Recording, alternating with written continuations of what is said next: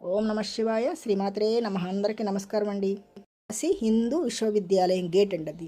ఇప్పుడు ఆ గేటు లోపల నుంచి మనం వెళ్తున్నాం. ఇవన్నీ హాస్పిటల్స్, కాలేజీలు, నర్సింగు, టీచింగు, ఇలాంటి ఎన్నో ట్రైనింగ్లు అనమాట. హాస్పిటల్స్. ఇది విశ్వవిద్యాలయం నిర్మించినటువంటి విశ్వనాథ మందిరం అంటండి.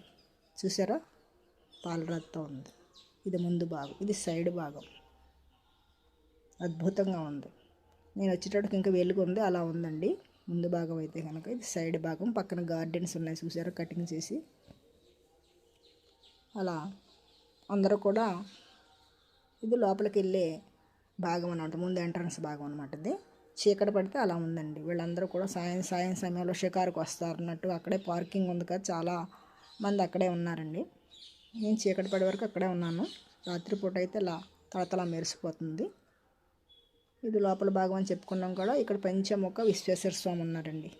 ఈయనకి 5 ముఖాలు ఉన్నాయి. అసలు స్వామి ఈయన. ఇక్కడ అభిషేకాలు మనం చేసుకోవచ్చు. అలా ఆంజనేయ స్వామి ఈయన. ఇంకా ఉపాలయాలు చాలా ఉన్నాయి. ఎందరో మహనీయుల ఫోటోలు ఉన్నాయండి అక్కడ. గోడల మీద పెద్ద పెద్ద ఫోటోలు ఉన్నవి. పెద్ద వీడియోలో పెడతాను అవన్నీ. ఈయన కాలేజీ విశ్వ హిందూ పరిషత్తు ఈ గుడి నిర్మించిన ఆయన అంటండి. తర్వాత దర్శనం చేసుకుని అలా బయటకు వచ్చానండి. మళ్ళీ 2 ఆటోలు మారి ఇప్పుడు నేనున్న చోటుకు రావాలన్నమాట. ఈ కాశీ నగర వీక్షణ చూడండి ఎలా ఉందో గమనించండి. లైట్లతో, రంగురంగుల దీపాలతో, బహుళ భవనాలతో, ఇంకా లాడ్జింగ్లు, హోటల్స్ అన్నిటికి కూడా ఫుల్ లైటింగ్ అనమాట. అప్పుడు నేను దీపావళి సమయం కదండి, అందుకు అలా ఉందన్నమాట. ఇది ఉత్తప్పుడైతే ఆ లైటింగ్స్ ఏమి ఉండవంటండి. చూసారా, షాపింగ్లు. నేను ఎక్కిన ఆటోలో ఎవరో చీపురు పట్టుకుని ఎక్కారండి ఒక ఆవిడ. రోడ్లు చూసారా. అద్భుతమైన నగరం అని చెప్పడానికి ఇది ఒక తార్కాణం అన్నమాట. ఆ నగర వీక్షణ చూడండి.